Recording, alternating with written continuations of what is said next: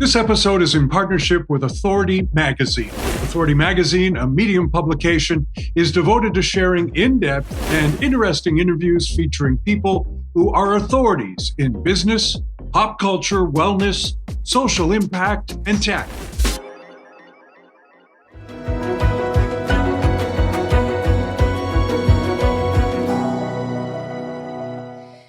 Sometimes when you've hit rock bottom, it takes a series of bold steps and a few miracles to step back from the brink. That pretty much sums up the life of today's guest. To challenge his addictions by sitting down, picking up a pen, and writing a play about them.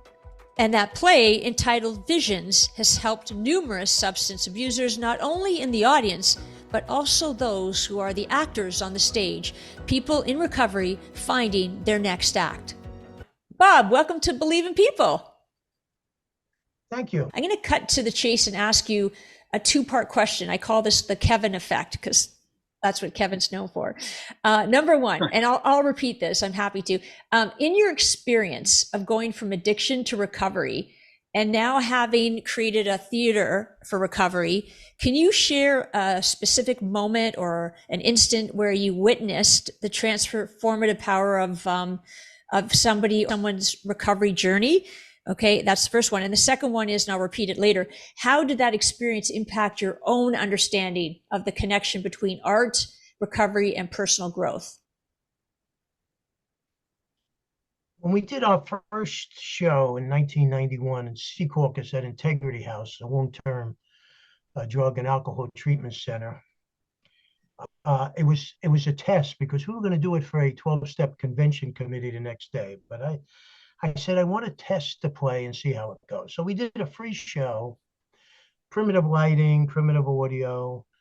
We set up some screens we had made, and we did the men first. And when the show was over, it was only about 25 minutes then, there was a man who was huge, weeping like a baby, talking about the harm he had done to his son. And then we did the show, another show for the women right after.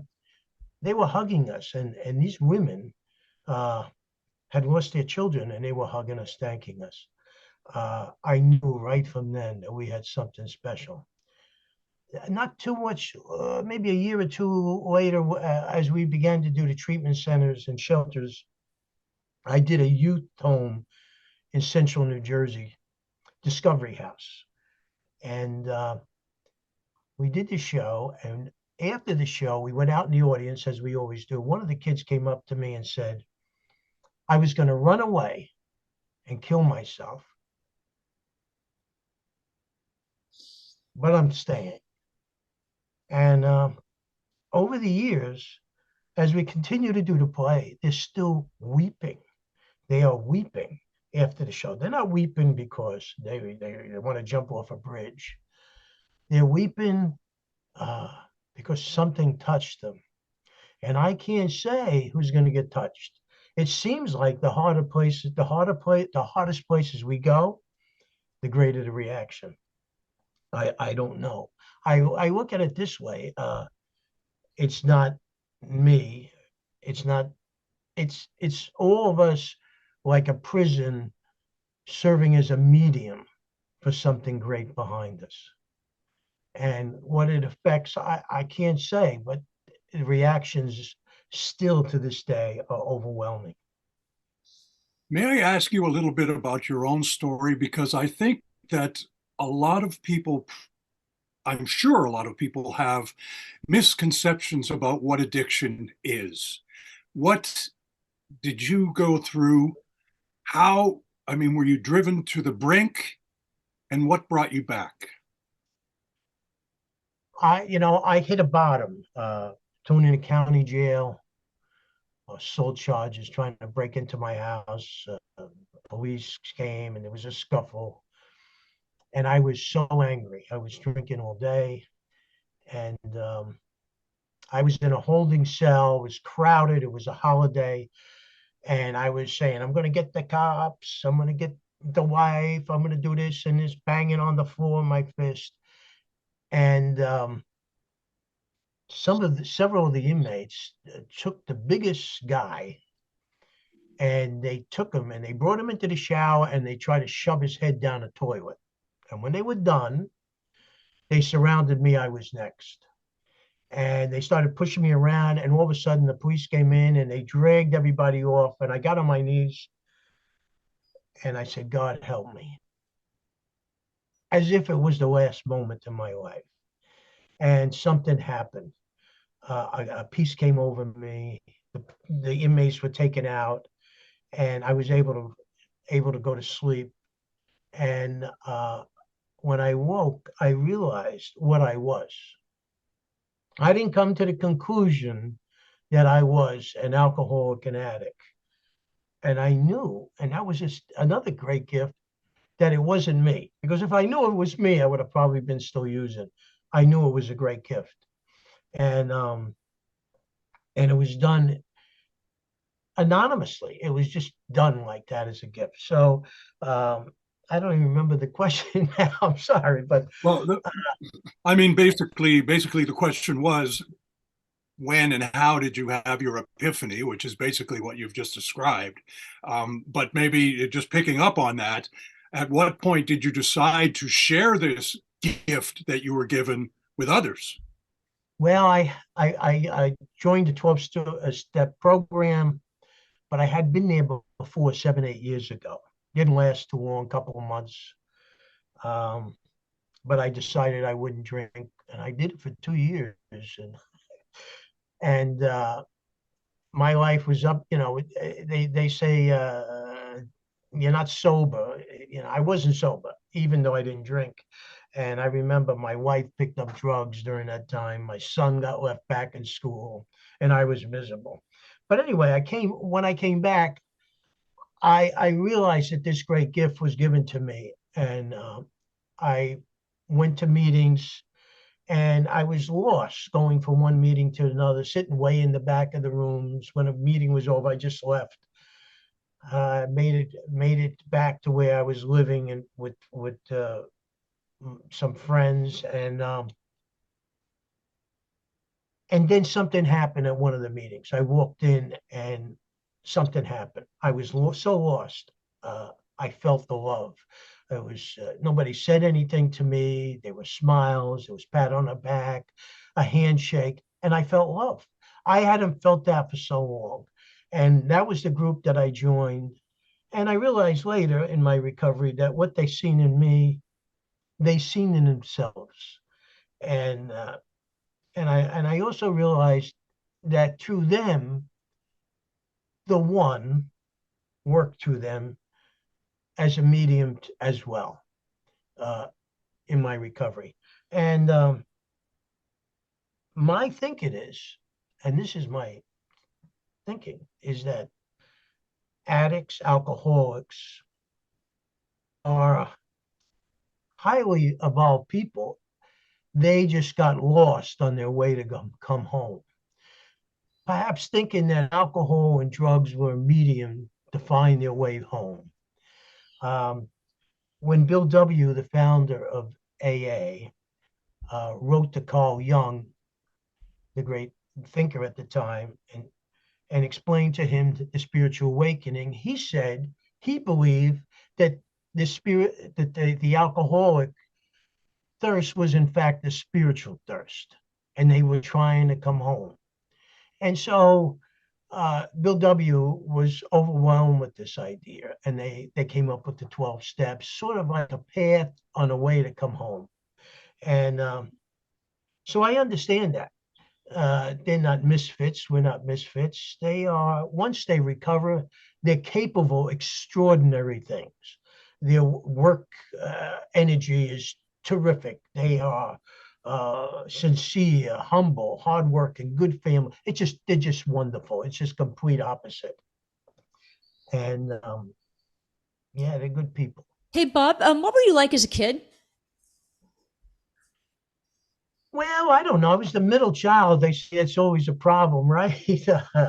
I was outgoing and all that. I came from an Italian family. My dad was an Italian barber. And I remember he would go to the barber conventions, and one day he'd come back, he'd say, I got a new haircut. And he would experiment on me. It's called the razor cut. And I went to school looking like Eddie Munster. So anyway, so I never became a haircutter, but anyway, it was a good family. The family was a traditional, Italian family, and I had, I don't know, I was always fishing or gardening or whatever, hanging out with the guys on the corner, whatever. But the life was good. I didn't know we didn't have any money. We always had food, so I don't know. Well, how did you lose your way then? Excuse me? How did How did I you lose your way? way? Um, well, you know what? I was hanging out. We used to hang out in a bar as soon as we got 18, 19 years old here in New Jersey. And I seemed to be staying longer than another. I met a local girl who was going to get it. We got engaged and we were going to get married. And she was into spiritual things. And I was drinking. I found myself at the bar after everybody left, and I just kept drinking. And she started drifting away, which made things which increased my drinking. And then I was screwing up car accidents, after hour bars, and all that other stuff. And she says to me one day, I'm going to India to meet my guru. And she gave me back the ring, and that was it. I figured maybe she'd get out of her system. She was there for months and months and months. And then I got a letter back that she was happy and she was married with another American student who who went over there. And that was it. I just didn't care anymore. I just drank and bought a motorcycle, driving around half drunk, and then the more I read about her guru, in India, the more I realized that this wasn't no fluke. It didn't talk. It didn't touch money. It only gave to the poor, and so became angry with God. And one night, after being thrown out of one or two bars, I got on a motorcycle and on my local avenue, which is like 30, 40 miles an hour. They say I was going 75, 80 miles an hour on the bike. I was in a blackout. But I do remember challenging God himself. I said, I thought I was a knight on a charger. And I said, come on, let's get it on. And I went down. They found the bike. I seen the light of another car which left, and I went down, and they found me under a parked van, and they dragged me out, and they had to break the van to get me out, and I was in a hospital and plates in my arms, and I was out of work for a year and a half in the auto company, and I continued to drink even heavier, and then I hit my bottom in jail. So anyway, so. And then you came out of it, Bob. And then you started Vision. Tell us about that. But anyway, yes, Visions. I was working on a assembly line in a big auto plant, and the boxes would come down the chutes, and I put them in these rolling cages. You close the door. And I decided in my recovery to join a theater group. I always wanted to be on theater, so I joined the local community theater, and they had workshops there. You bring in some new work and all that. And I said, while I was catching the boxes, I'm thinking, let me write a play. I never wrote anything. Let me write a play about what it was like in addiction from my point of view, family, work, society. And as the boxes would come down the chutes, and I put them in the cage, I would write a sentence. So I had about 2 pages, and I couldn't write anymore. And I said to myself, another failure, Bob. You never did nothing. And in the cage, as I did in the jail, I got on my knees, not much room in there, and I asked God for help. And something happened again. and I was inspired, and I was able to finish the short script. I went into the traffic office there, department, and when everybody left, and I pecked at the typewriter, one finger at a time, and I took the small script that I had written. I called it Visions, and because it was like a vision, I seen the beginning and the end, and I brought it to the theater, and they said, "Oh, no, no, no, you cannot do this here. It's too harsh, too real, not a cup of tea." I was taking an acting course at a college, and I did the same. Not, no, I'm sorry, can't do that.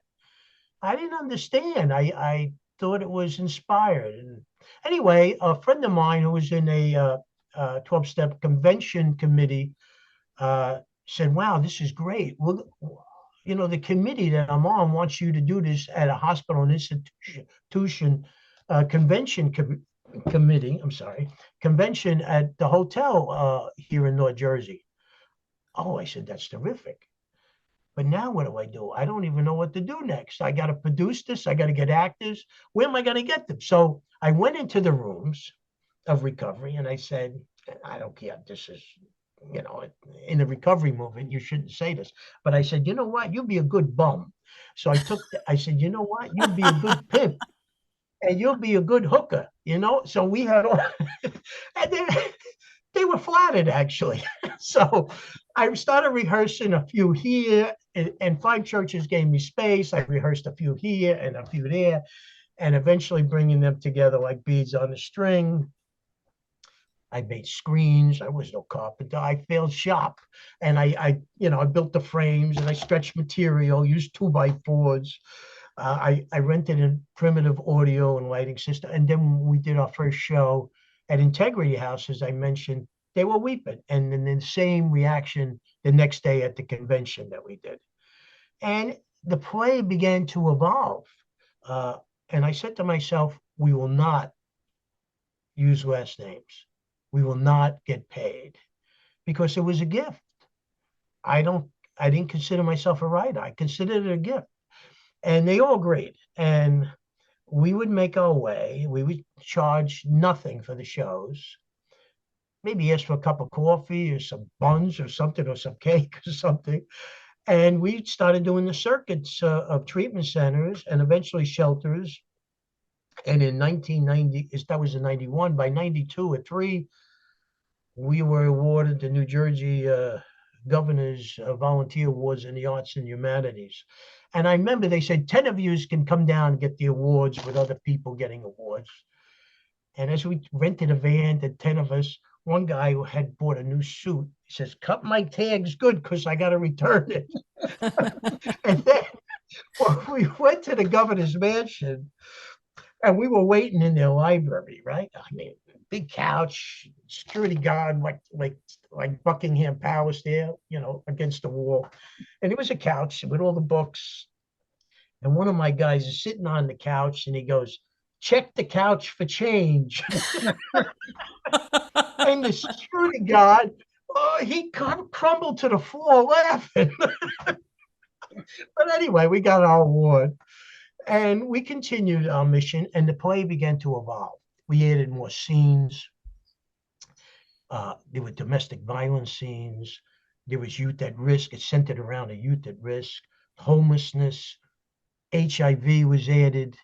And all these scenes began to evolve, and we were showing addiction in a lot of different areas.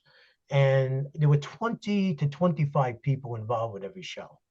And we would have lighting guy, we have a sound guy, and all this. And it began to evolve, and now it's an hour, maybe about an hour and 5 minutes. It has a musical score, and it just seems perfect because you got to remember the places where we go. These people are in early recovery, and sometimes their focus isn't that good.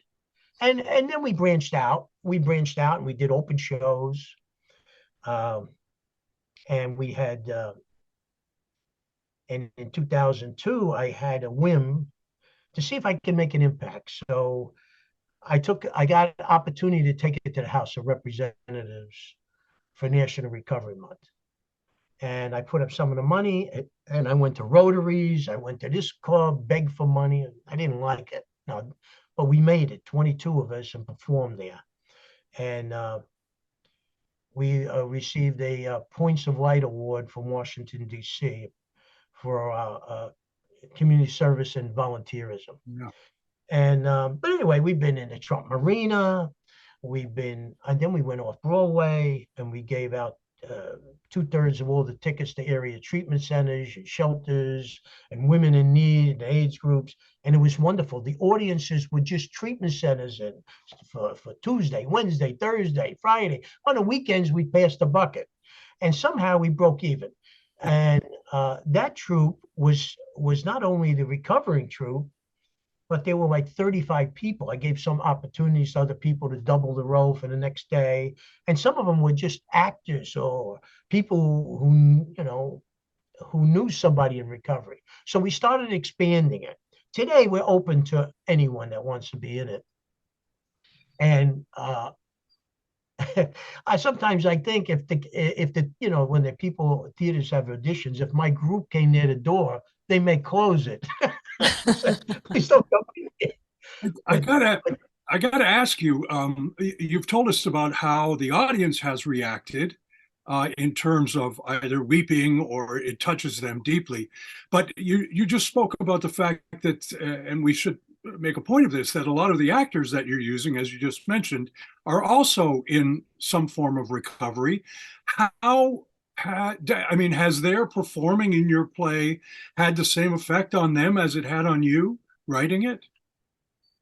It's yes, absolutely correct. There they are. They've been hiding from society, and now they're on stage, and then they're going out into the audience to share with their brothers and sisters. It's a sort of healing for them. And some of the cast has been with me 25, 20 years. And what happened a couple of years ago, maybe 10 years ago, 12 years ago, I felt so much love in the treatment centers that I decided to spend my time training people in early recovery and treatment centers and even prisons to do their play for their peers. So I would go in there 2 or 3 times a week, and we train them, and it was just wonderful to see them. Sometimes they would invite their parents to come and all that. It was just wonderful. Yeah, absolutely. It's a healing for all of us. And Bob, you don't get any funding. I read that, no funding. But if you did, what would you do with the funds? Just for people that are listening and watching this. I would take my cast on a tour of all the treatment centers that I could possibly fit in with the money, one after another. One day here, maybe 2 in a day, and take them as far as I could. Maybe buy some new equipment, because they deserve it. They deserve it, and that's what I would do. How big an issue? Because it's hidden. We all have. I have grown up with substance abuse in some form or another in my family. It's all hidden. How serious a problem is it to someone who knows? Well, it's major. They keep coming out with surveys. I'm not a data person, but they're saying 1 out of 10 people in the United States over the age of 13 are dependent or abusing substances. That's a lot. That's a lot. Yeah. And it's like 30 million people. I wow. don't know, but all I know is that as powerful as addiction is something even more powerful, and that is recovery. And if there's 30 million people, there's got to be more than that in recovery. I really believe that over the years. Is a lot of us. And they keep humble, they keep their anonymity because it keeps them teachable. I guess that's the word. It keeps them teachable. It makes them understand that hey, I'm okay today. I'm good for the next 40 years. It's a good thing. So anyway. Hey, Bob, we every week we ask our guests a question, the same question. And with your journey, so far, and what you've accomplished and where you've been, why do you still believe in people? Gifts that I've gotten from, one was to play, one was definitely my recovery, but the other gift was Because sometimes I say, I need some actors. I need people to join me. And one of the things is I seem to get the most precious people to join me, as if they were meant to be. And in them, I see myself in the joy. I see them smile. I see how the happiness, and it's like they're my children. Anyway, Bob, we want to thank you for spending this half hour with us. And I want to point out again that your statement that you went to the meeting and you were alone and all you felt was love from the others in the meeting. That once again, that word comes out almost every week, that it is the love of someone else, of other people, that seems to be the glue that holds us together. And I'm sure that a lot of people will find your story today tremendously interesting and perhaps helpful for those who indeed are either in recovery or in need of it themselves. So thank you. Thank you, Kevin. Thank you. Thank you so much, Bob. Bye-bye. And guess what? After the show, Bob shared with us that after 20 years in recovery, he made amends with the girl that left for India and they got married. There you go. Happy ending. Well, I just find that his story is so compelling, but the fact that not only is he a survivor, but the fact that he has decided to share all of this with anyone who wants to listen. But obviously it is helping so many who are trying to get the monkey off their back, so to speak. It's such a fabulous, down-to-earth guy. Yeah, and I think, and with that, Kev, it's he's a really humble guy. We were speaking, and he doesn't have his name on anything, any of the website information that's there. He just really wants to share his story and the stories of others. And the one thing that I found really compelling is it's all of us. There's no one isolated human being that hasn't gone through trauma or emotional challenges and or addictions in some way or another. So it's just sort of being compassionate to others. And I think that that's sort of really the message. And I mean, and if you've enjoyed this enlightening episode, we really encourage you to subscribe, because you'll get more of great stories here on Believe in People. And so we hope that you do. About Bob and his group, it's going to be included here at the end of our podcast. So thanks. See you next week.